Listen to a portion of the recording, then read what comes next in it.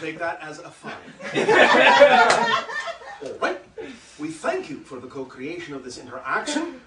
You may proceed as your imaginations so desire. What would you like to discuss with us this day? Okay. I have my first question. Yes. How are you? Perfect, and you? Wonderful. All right. Thank you. My first question is, I smoke marijuana Yes. on a regular basis, on every day, I would say. All right. And on occasion, I will take psychedelic drugs such as Yes. mushrooms, acid, DMT. Yes. I feel personally that the use of these, I feel like I consider these to be tools in this process Yes. of ascension, enlightenment that I seem to be experiencing. They are, Wonderful. and can be, depending on how you use them. Okay. Now, most people in your society don't necessarily need to use them as often as they think. The idea is that in the natural form in which the earth provides certain kinds of tools of this nature, and the more natural ones are in that sense already designed to interact with your chemistry and your psychology in a particular way, rather than the artificial ones, you follow me? Mm-hmm. The natural ones are already designed to have a certain effect, and when used in conjunction with certain, shall we say, personal processing rituals, can be very effective in assisting an individual to get in touch with very deep and profound levels of their consciousness, and get in touch with expanded levels of consciousness beyond the physical world. But this is why, if you will observe what you may call indigenous societies in various parts of your planet, this is why they surround the utilization of those particular tools, those drugs, with certain kinds of processing rituals, such as vision quests and so forth. You follow me? Yes. Just the idea of continually taking them is not really allowing one to actually integrate the experience one has from each time. The idea is that they will actually have a more profound effect on your life if you take them intermittently, and in between and during use or create or attract yourself to a particular processing ritual that will allow you to integrate the experience and the information that comes from the utilization of those tools, rather than just continuing to take them frequently. You follow me? Yes, very much. All right. Does that answer your question? It does, thank you. All right. You gonna keep? Okay. I don't want anything. Yeah. Sure. Yes. I'm curious about, as far as within the next 5 years, Yes. how important it is for us to integrate ourselves with nature. It is important every moment. In this transformational age, the sooner you can allow yourself more integration on every level with everything in your reality, it will help you accelerate greatly. Integration is key now in this transformational age. As we have said, the idea is that those that wait to integrate will find it tougher to do so later on. Because as the energy, the collective wave accelerates, it will be harder for you to catch that wave, ride that wave, unless you are willing to integrate on a daily basis to the best of your ability. Now, we have talked a lot about the idea of what we perceive to be the most efficient way to integrate. And the most efficient way, in our opinion, to integrate is always following your highest joy with integrity to the best of your ability. You follow me? Yeah. And so by doing that, by being willing to recognize that what you call excitement is the vibrational energy of your true self, and by acting on every circumstance and situation that occurs in your life synchronistically that gives you an opportunity to act on that, then you will constantly be in a state of integration, no matter at what rate it may occur. And you will always be perfectly in sync with the collective integration as you need to be, as long as you are being true to yourself in that way, by those behaviors and by those actions. Does that make sense? Mm-hmm. All right. Does that answer your question? Yeah, I have another question. Oh, all right.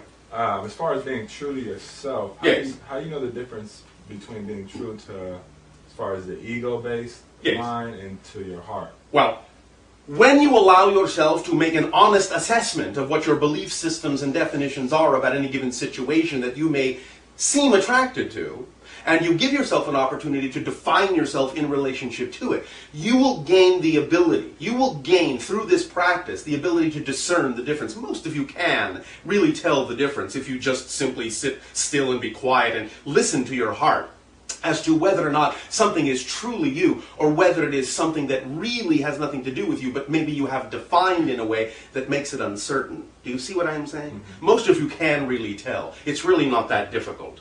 If you make an honest assessment and ask yourself the simple question, am I simply defining something as either true or not true because I have a fear or a doubt about my relationship to it, you will usually find that you will get an answer. The idea is to simply ask yourself whether you are imposing a definition on something that actually has a different kind of energy, or whether you're seeing it for what it is and feel in your heart that it is something that you feel attracted to. Now, of course, you can be attracted to something and feel it is a true representation of your truth and your excitement. But the idea is to always do it without expectation, for it is the expectation often that, shall we say, gets you into trouble and is representative of other definitions that may be in your consciousness that don't necessarily serve you in the best way possible. So by always moving toward the thing that excites you the most without expectation, you at least then are leaving yourself open for synchronicity to show you whether having moved in that direction actually serves you best or not, by not assuming that a certain outcome must occur, but letting life show you what does need to happen, and then seeing how you feel about that, and how you relate to that, and how you define yourself in relation to that thing. Does that make sense? Mm-hmm. Is this answering your question? Yeah. Does this help? Yes. Well, thank you. Bashar, my next question is, in this process of waking up and understanding that I have been indoctrinated into a belief system that is simply not true, yes. I'm wondering well, how this... not true for you. Okay, not true for me. It is all true. Of my highest potential. Yes. I'd like to know what your thoughts are on certain foods that we eat, things that we can habitualize into our daily practice. Yes. Right now, there is a lot of talk of how harmful everything is in the American it's primarily society. because, first and foremost, your water, your food, your air is polluted. And so you are getting a lot of toxicity in the things that you ingest, in the things that you drink, in the things that you breathe. So the idea, first and foremost, is, of course, body consciousness at any given moment will tell you what is really best for you. But again, of course, you have to be in touch with the definitions in your psychology as to why you might feel the need to eat a certain thing. Now, generally speaking, obviously, the more natural, the more fresh, the more organic, the lighter you eat, the better it is for your system in general. Because you really don't need as much as many of you on your planet may think. So the idea is to always be as light as possible, as natural as possible, as fresh as possible. Then, allow your body consciousness, when you are in touch with it, to tell you what it may need at any given moment because of the chemistry that is going on in your body at that moment. And it is all right to eat a variety of things as long as it is done in moderation. Most people on your planet have simply been indoctrinated to think that they need more than they do. It is not so much exactly even what you eat, but how much and why that makes the difference. But also, because of the degree of toxicity in whatever it is you do decide to eat, a regular detoxification and cleansing of the organs and the body is always going to be of great benefit to you. Perhaps once, twice, maybe even 3 or 4 times a year, depending upon the degree of toxicity that you may believe your body is holding on to. Because you see, when your body has absorbed toxins over a long period of time, the toxins lodge themselves in the cells in such a way that it actually prevents your body from absorbing whatever nutrient you do put in your body. So it has, in that sense, a double negative effect. By cleansing yourself, detoxifying the body in all ways that you can, then you give your body the opportunity to absorb whatever nutrients you are putting in, and you will find very rapidly the body can heal itself from just about anything if it simply has no toxins to deal with and is given the proper nutrition. Then it will work as it is designed to work. But generally, as we've said, lighter in that sense might be best for your body, and not as much is best for your body, but trust your body consciousness to tell you what it feels that it needs at any given moment, and don't judge it. At the same time, we would suggest you do whatever process is necessary to be in touch with your own psychology, your own beliefs, and your own definitions about why you may feel at any given moment that you wish or crave a certain thing, to make sure that it is your body consciousness telling you your body needs it, as opposed to your psychology just simply saying, I want it because I'm lacking something else. And this is just acting as a substitute for that thing I will not give myself. You see the difference? Yes. Yes. Does this answer the question sufficiently? Yes. Yes, it does. Thank you. All right. And, if I may, Please. one of the things that you also must be aware of, since you brought up the idea of smoking, no matter what it is, again, and the reason to do this more intermittently rather than absolutely regularly, is that smoke, even from that, taken into the body that way, will dehydrate and add toxins into the body that must then be gotten rid of. You follow me? Yes, I do. So, that's why, in moderation, in that sense, is best when coupled with a ritual that allows you to use the information so that you're not constantly dehydrating the body or pumping toxins into it to a level that it doesn't have the ability to deal with efficiently. You follow me? Clear. All right. Thank you. My next question is, if we were living in a world of one love, such as your civilization does, Guys, would the idea of male and female kind of fall to the wayside in the way we interact with each other as far as expressing our love and gratitude that depends. be pretty equal? It depends. Okay. That will not necessarily become a homogeneous reality for everyone. In other words, some individuals may wish to maintain, for a variety of experiential reasons, the idea of that kind of definition, and other individuals may not. In our society, you will actually find that it runs the gamut, as you say. There are individuals who have, in your estimation, lost all sense of, or all perception of, the concept of gender identity. And yet there are also individuals who have maintained that, because it simply serves them to have an experience in that direction. So it really is that when you arrive at that state, you can do whatever you wish. It's not that that state requires that those things disappear. It's that that state allows you to determine whether or not it's necessary for you. And then choose accordingly and experience yourself accordingly. Do not necessarily assume that certain things must go away just because you arrive in a certain state. The idea of gender expression in and of itself is not necessarily an indication of negativity or polarity in that sense. You follow me? Yes. All right. Does that answer the question? Yes, it does. It's really up to what the individual wishes to experience. That's really the simplest way to put it. Yep. Can I ask a question? Please. As far as Bashar, as far as the supposed earth changes and the light and photons and Yes. those kind of things coming into our environment within the next 5 years. Well, you're already experiencing We're many experiencing. different kinds of transformations on your planet, geologically, climactically. Yes, of course. You're in the middle of it already. As far as what to expect, or how Expect nothing. okay. As we far as said, preparing drop expectation. Okay. As far as so-called preparing, again, drop expectation.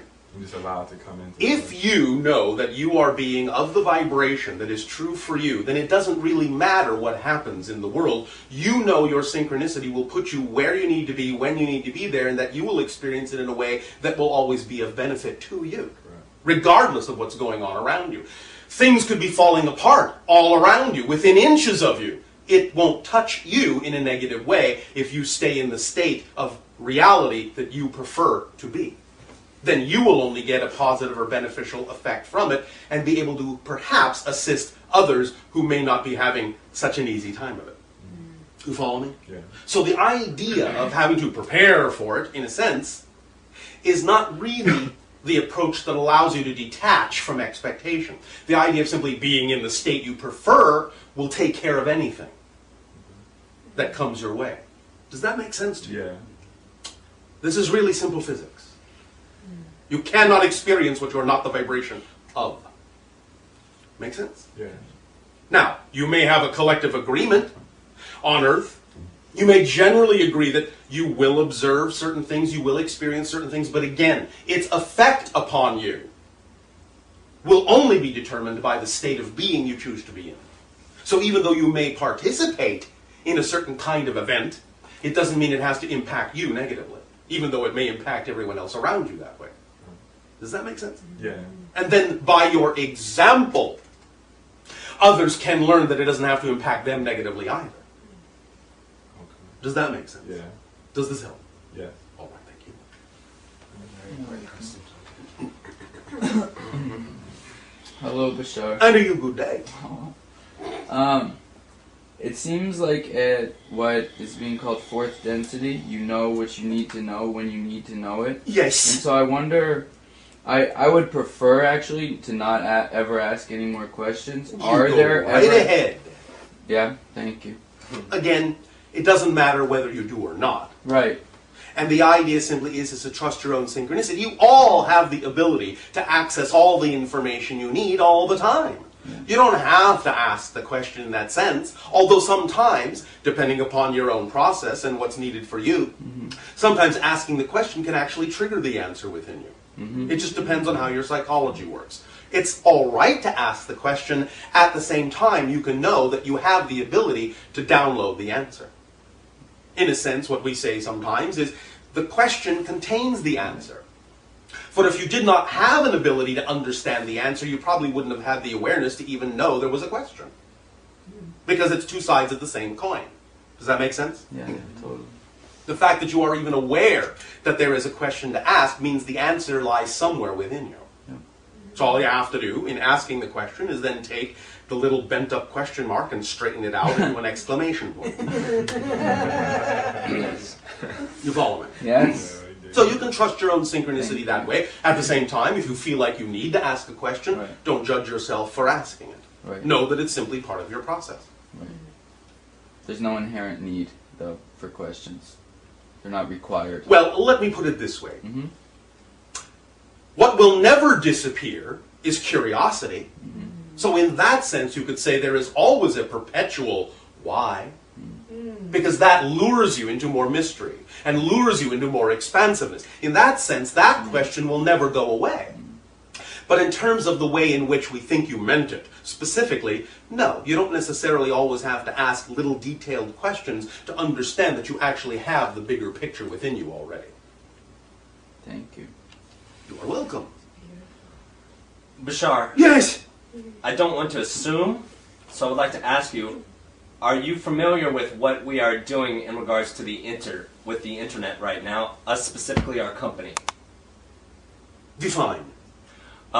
We are launching a channel of sorts, like television channel, but it's going to be on the internet. Oh, all right. We expect to have millions and millions of viewers. All right, although no expectation is required. This is, yes. Do it because that's what you love to do. Yes. With the understanding that anything you do will always have an audience if it's something that's truly representative of your joy. Yes. Because if there were no audience, then you would not be inspired to do the thing you wish to do. Yes. Again, it's a two-sided coin. You cannot have someone who wishes to give information without, in the same reality, having someone who wishes to receive that information. So speaking for myself, Britton, and I think Ace and many others in this room, Yes. following our highest joy would be sharing your teachings with as many people as we possibly could. Is this something that you are okay with? Information itself, in general, as principles, is available to everyone. If you are talking about the idea of the conventions on your planet that involve the concept of business in terms of what you call copyright ownership, you have the person in the room with you that you need to take that up with. For it has nothing to do with my permission. It has to do with your earthly conventions. No. And you can discuss that among yourselves. Yes. Do you understand? Yes, we understand. Because we, in that sense, simply say that all information is available to anyone. But we also understand that on your planet, you have conventions of law that govern the idea of exactly how that information is presented and from whom, and in terms of the idea of acknowledgement of where it comes from, these things we understand are handled in very specific ways, and that can easily be done, but it's up to you to discuss it with the individual, April, that is, in that sense, shall we say, responsible for that. But it's not for me to say. You follow me? Yes. Does that answer your question? Yes, it does. All right. I have a question. Yes. Good day. Good day. Thank you for joining us, Bashar. I am wondering what your involvement is in our experience here. Honored. Yes. Well, as you see it, we are aiding and assisting in the transformation that we recognize is going on your planet at this time by imparting ideas and perspectives and information that you have an ability to choose to absorb or not. And based on your choice to absorb or use this information that we share with you for what has worked for us, will then determine the idea of our further interaction and the degree of it. Now, we perceive it as heading toward more and more concrete interaction between your civilization and our civilization and other civilizations. But that's really in your hands. It's really up to you. All we are allowed to do at this moment, without interfering, is the idea of imparting information in the way that we are doing it now, and leave it up to you as to whether to take that information to heart and use it in a way that changes your reality in a direction that you prefer. And if you do and it matches ours, then there is more conduciveness towards future interaction in a more concrete way. Does that make sense? Yes. Did that answer your question? Yes. Thank you. All right. Gotcha. No, go ahead. Sean. I'll go ahead. Bashar, I was wondering, Yes. what do you think as far as children, the example that they have for us to learn from them? Oh, I think you know the answer to that by asking that kind of a question in that way. Yeah. Many of the children being born on your planet now, in that sense, are not just another generation, they're actually another species. Yeah. And the idea is that they have changed in a way that allows them to be more in touch with who they really are. And thus they act as perfect examples, in many ways, of being a more holistic self. So certainly you can use them in that way as an example of how to be mature, but at the same time not lose your connection to your childhood ability to be more in touch with your imagination and more of your connectivity to all that is. So certainly you can always use the idea of children in that way. You follow? Yes. All right. Answer my question. And of course they represent changes going on in your reality. Remember that all the children being born on your planet and for the last several decades have never known a time on your planet when you weren't in space, when you weren't dealing with the idea of unseen energies. That is natural in their psychology, and thus that's what makes them different. They do not in that sense have the question or the doubt that such things exist. They know they do, because it's been part of their reality. It's just a matter of to what degree that they exist in their experience, and in what way they exist in their experience. But those individuals on your planet, born before a certain time, do not have the same certainty that they have now, in that sense, and with regard to those kinds of unseen realities. That to them is natural. Just look at your television programming. Just about every other one for children contains something that has to do with either extraterrestrials, other dimensional beings, spirits. You follow me? Mm-hmm. This is natural to them. And by the time they are, in that sense, the age of many of the people on your planet who now run your world, they will not see any reason why communication with beings such as ourselves, or spirits, or beings from other dimensions shouldn't happen as a matter of daily occurrence. You follow me? Those barriers are already dropped in them. They never existed in them. Does that help? Yeah. Yes. All right. Thank you. Would you ever be open to doing a class on channeling? We have done one. Mm-hmm. It is, at this time, not the most efficient use of the delivering of the information.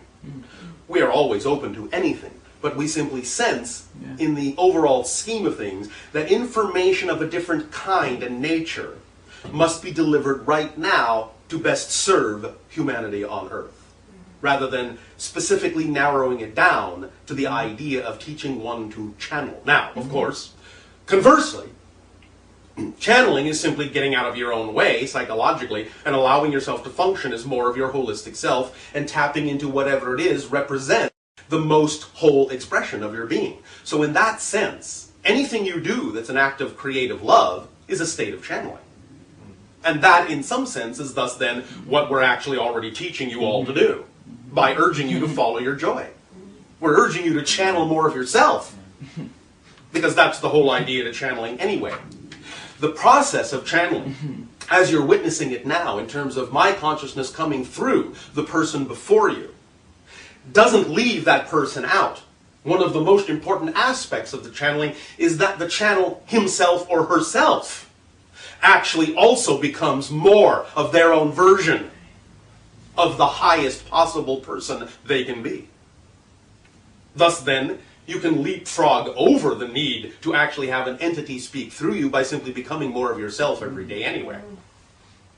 And thus then simply commune with other beings as equals. The only reason that it exists in this format, in terms of beings speaking through humans on Earth, is because there are still many humans on Earth that will not allow human beings to be able to integrate this way. They will not accept it. They will only accept it from what they perceive to be an exterior authority figure. Wow. And thus then this is a way of slowly over time getting people used to the idea that you all have this within you. And that is the whole idea, is to be your version of what you believe we are, so that we can meet as equals, not as someone who has more authority over you. But that's the way your planet has functioned for thousands of years, so it takes a little time for you to get over that kind of relationship. But that's all right. We understand that. And therefore we are happy to participate in this particular idea. But you see, the basic reason we are doing this job is to put ourselves out of a job, so that we simply can play together. You follow me? Yeah. All right. Yes. Yeah, I got a quick one. Bashar? Yes. I would like to know if you can sense any cosmic heritage within me, or if you can sense that Cosmic heritage. Yeah. You all have cosmic heritage. Right. Everyone on your planet has cosmic heritage. What are you most attracted to? Any particular arena? Any particular kind of energy? Any particular kind of symbols? Those are the things that represent the ones you are connecting to in this life. Okay. That serve you best. Such as many people on your planet connecting to the idea of the energy that is associated with the star system of Sirius. You follow me? Yes. And that has to do a lot with water, dolphin, whale consciousness, and so forth. Many individuals have made that connection in this life because they understand that that kind of energy association will aid and assist them in their transformation. It's something they can relate to in terms of their cosmic heritage. Does that make sense? It's getting there. All right. So whatever it is you feel most attracted to, and of course, no accident that we're all having this conversation today. Not at all. So thus then there is obviously vibrational attraction to our particular reality domain as well for all of you, or you wouldn't be here.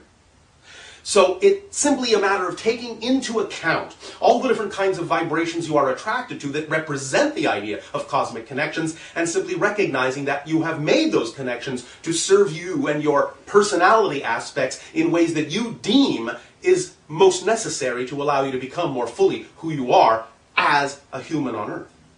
It's about bringing heaven down to earth, not about making a cosmic connection in a way that allows you to run away from what you chose to be on Earth. You follow? Yes. It's about bringing those connections down to earth and manifesting those kinds of realities on your planet.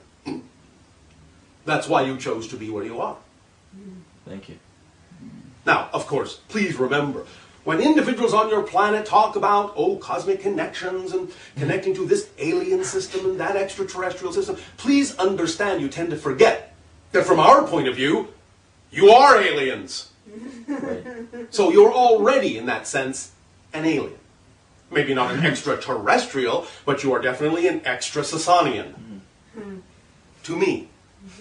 Great. So being an Earth human is just as valid, just as important, an energy vibration, and just as alien to other beings as we are to you. Well, You follow me? yes, completely. All right. And that's as far as going a little deeper with that. What I was getting at is there? Am I of this earth, or was I? Again, what I just told you says you are of this earth and of other places. Great, I'm done. Both. Thank you. Yeah. Remember, it's not this or that, it's this and that. It's everything. Because you are on earth. Obviously, yes. Yes. Therefore, you are of earth. But you feel connections to other places, yes? Yes. Therefore, you are connected to them too. This and that, not this or that. Yeah. Again, there are no one-sided coins. If you have the head, you have to have the tail, or there's no coin. So this and that, not this or that. Do people dance a lot on SSonic? They do. Yeah, all the time? In a variety of ways. Yeah. Again, depending upon synchronicity. Yeah. We're not constantly dancing around.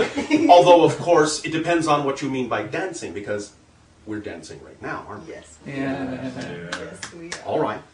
But physiologically dancing, yes, from time to time. But not always, no. Yeah.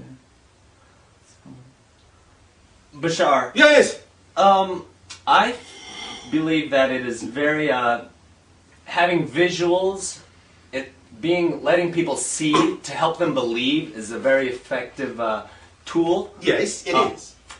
Recently, we have discovered some footage from a shot captured by NASA Yes. in outer space, and it's very effective. It is footage of spaceships, Yes. and I was wondering, to make it even more real for people, I was wondering if we could set up a time and place where I could get some footage of one of your scout ships. That is possible, but I cannot give you an absolute on that. Okay. However, one moment. Do you have any inclination to go into what you would call your either Central American or South American area? Yes. Yes. Yes. Very soon. When? Very soon. When? Now's a good time for you. No. When are you going? March, April? Is this a question? April. This is a question. Yes, I don't know. April. We don't know. Yeah. What I am simply saying is, Yeah. do you already have the inclination, or have you already discussed going to those areas on your planet? Yeah. Yes. I have. And did you, in your discussion, decide when you thought it might be best for you to go there? ASAP. I said March. Mid-March. Is there a I personally did not. consensus I did in this? No, There is no, no- there's no definitely consensus. not. When you discuss this and find a consensus, then you will understand through your own synchronicity that others are also helping you form that consensus, and there is a high degree of probability that you will be able to capture something on film. Okay. So Central, South America. Either Central America or South America. Central. It depends on you. We'll leave that up to you. And it may not be us, but it may be the others. Fine. We're down. You have already begun to see interaction, the beginnings of the interaction of those who will contact your world first, openly. What you call the incident known as the Phoenix Lights. Are you familiar with this? Yes. In your year of 1997, a large, 1-mile-long craft passed over the entire state of Arizona, seen by multiple witnesses, thousands of witnesses. Those are the beings that will first contact your world openly. They will do this again sometime this year. Most likely also in March. So, if you wish to simply open up to the idea that a massive sighting will occur in and around your March time of this year, you may find yourself attracted to somewhere in your United States whereby you may participate in such a sighting. It may still be in the Southwest somewhere. This has not yet been determined.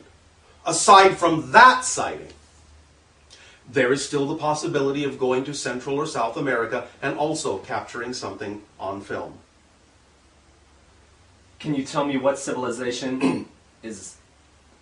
The ones that will contact your world openly first will be a type of hybrid. Not the same as us exactly. And that's all we are allowed to say. Thank you very much for that. You are welcome. Can I- More? Yeah. Earlier, you were saying that you guys are getting through your job so that you can basically play with us. Could you speak more on the concept of playing in the universal context?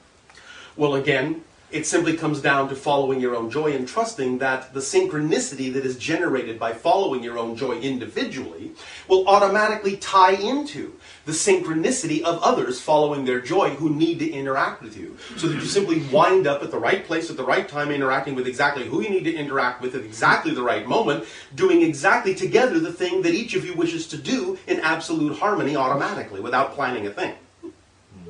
That's what we mean. Does that answer the question? Yeah. All right. It's just knowing.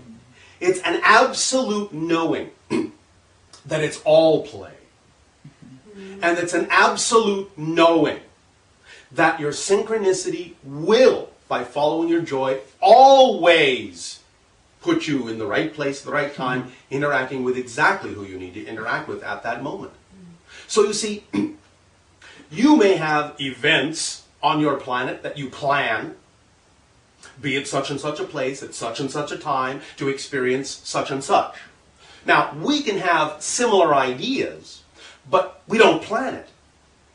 It's just that anyone who needs to be there is there when they need to be, and the event occurs. But we don't plan it. And remember, of course, that we also know we are all telepathically connected.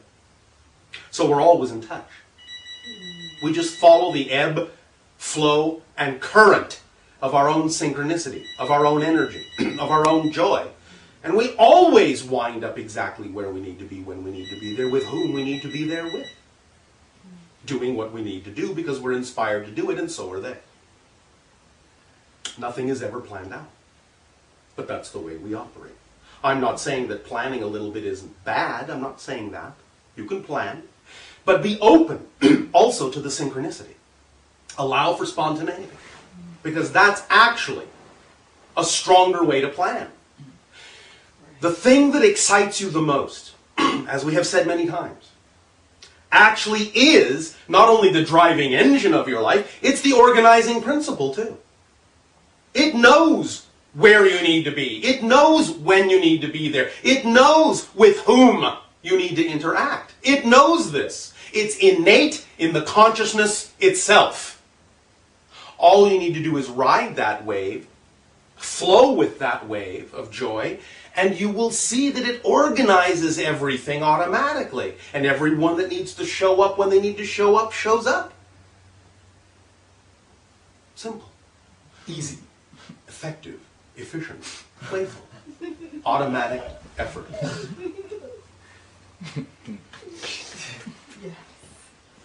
That's how it works when you allow it to. You don't have to make it work. Just let it work. Make sense? Yes. Yes. Thank you. I have a question Yes. about commitment. Commitment. And relationships Yes. on Earth Yes. are meant, in my world, to transcend us to expandedness Yes. and higher levels of joy. Of course. And All relationships are for the purpose of everyone in the relationship reflecting what they need to the other people in the relationship to allow the other people to become more of who they are. That's what relationships are for. yes. Commitment is simply how you define it. So the idea of keeping a commitment is simply being true to the word you give of whatever you define the relationship to be. It doesn't matter how it's defined. It only matters that if you have defined it, then you have a commitment to allow yourself to follow through with your definition, as you have clearly communicated it to others in the relationship. That's all commitment is. Following through on what you have said the commitment or the relationship actually is. It doesn't matter what it is, just that what you have defined, you stick to. Now, is that valuable and expansive, or is that restricting? Some limitation is positive, you know. The idea of defining things in a certain way allows you to have a certain kind of an experience. And so if you use it that way, in an open communicative style, and let everyone understand clearly what the relationship is actually for and not what they think it might be for, then there's no limitation experienced even within a relatively limited definition. Because you can expand and explore everything about the definition you've imposed on it to the fullest degree. And if you have stated clearly, this is what it's for, this is who I am, this is what I prefer in it, then you give all the other people in the relationship an opportunity to choose to interact with you in that relationship in the way that you have defined yourself in that relationship. And thus, by clearly defining who you are in this relationship and what you prefer, they can then choose to interact with you or not. And even though you have, in that sense, shall we say, offered them a particular limited definition, you have expanded the thing beyond limitation by trusting enough to define yourself clearly and communicate yourself clearly to everyone so that you're giving them the opportunity to choose whether or not to interact with you, and thus knowing that those that do choose it are choosing it with an absolute clear understanding of what they're getting into, and that allows the limitations to not be felt. Does that make sense? Beautifully so. All right. Yes. Thank you. Bashar, Yes. am I to understand that there is a choice that is made when incarnation takes place in human form? Yes. So can you... Always you have Yes. choice. Always you have choice. On all levels you have choice. You may not know it. You may create an experience of not having an awareness that you have a choice, but even if you create an experience that you have no choice, that's still a choice. So can you speak on what is happening then when babies are born Yes. dead, like stillborns or Yes. miscarriages, Yes. or... Thank you. They didn't need to experience physical reality that long. They just needed to stick their toe in the water for a minute. And they chose someone that they understood would allow that experience to occur because of what was going on physiologically in the person. Wouldn't allow the baby to come to term. Wouldn't allow the baby to survive. They simply allowed themselves to recognize that the random patterns that exist in nature allow all possibilities to occur. Survival and lack of physical survival. And if they simply don't need to have an entire life, but only need a moment of it, they will choose someone who will have a child that will not survive, and they will then attach themselves to that and have the experience in the time limit that they need it, and then they will leave, knowing that that's exactly what they chose. Make sense? Perfect sense. All right. Nothing is, in that sense, an accident. It's all an orchestration. So that was my next question, is do souls of children coming to be born of their parents here on earth, do they choose Yes. their parents? Yes. Cool. Yeah. It's whatever temperature you wish it to be. Bashar. Yes. As far as reincarnation goes, Yes. On an individual basis, Yes. How, as far as all realities exist right now, how, Yes. how That's can why I- we prefer to say multiple simultaneous Oh, yeah. incarnation as opposed to reincarnation, because it only appears to be reincarnation from within your time-space framework. So They all exist at the same time. in a sense of planning for me, I would like to get to know more of my realities. That are Go going right on ahead. Now. However you wish to do, that's up to you. Now, do I've found a way to do it by just scratching the surface, and then it kind of flushes in. All in right. that sense. All right. Whatever works for you is fine. But this is something that is possible. Oh, absolutely. Okay. You must understand that there is always cross-communication between the different lives. Right. Always. Always. So it's not a matter of having to make that happen. It's just a matter of tapping in. And noticing. And it's a matter of understanding what part of that cross-communication might or might not be relevant for you. Okay. Now, what many of you also don't know and don't need to know, because it might just simply clog up the process, is that you are always receiving information from different experiences you're having in different lives, but you might receive that information in a way that only seems like an inspiration you had in this life. You might get an idea of something. You might get an inspiration. You may not understand that that may actually have come from an experience in another life. But the point is, you may not need to understand that. Right. So, whatever it is you need to know that comes from another life. When you need to know it comes from another life, you will, if you're open to it. You'll get the picture, you'll get the image, you'll get the feeling. You'll show yourself some sign or synchronistic symbol that will let you know that there's a connection. Does this make sense? Yeah. In other words, you might suddenly find yourself walking down the street and being inspired by a thought. And then you might suddenly, in the same moment, notice a sign, a picture, a symbol, or hear a word that for some reason transports you to thoughts of other times and other places. That might be a way that your synchronicity has of showing you that that thought, that idea actually originated in another life. Make sense? Yeah. But if you don't get that, it doesn't really necessarily mean you have to have that.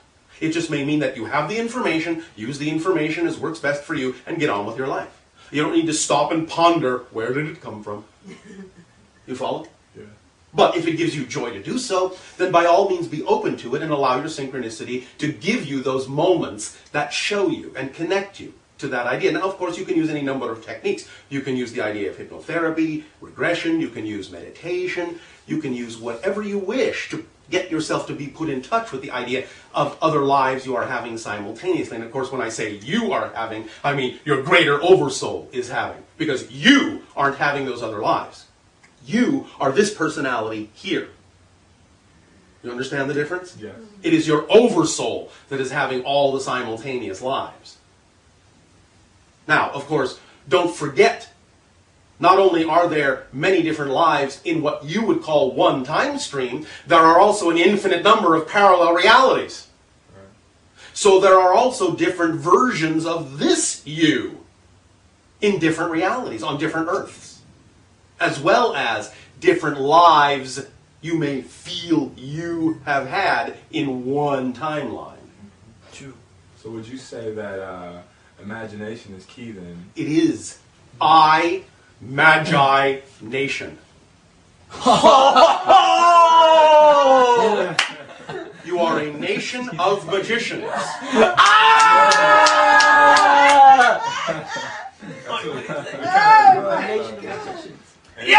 Imagination is your connection to the dimension itself that touches all other realities. That's what it's for. You cannot imagine something that isn't somewhere real, because you cannot imagine non-existence. Anything you imagine is somewhere, somehow, in some reality, actually real. Yes. You follow me? Man. It may not be relevant to your reality here. It may not be physical or real as you understand it, but it's actually autonomously happening somewhere, somewhen, somehow, because you do not have the capacity to imagine non-existence. Does that make sense? Yeah. And give you a fuller understanding of exactly how multidimensional you are? Yeah. All right. Then I have done my job. Yeah.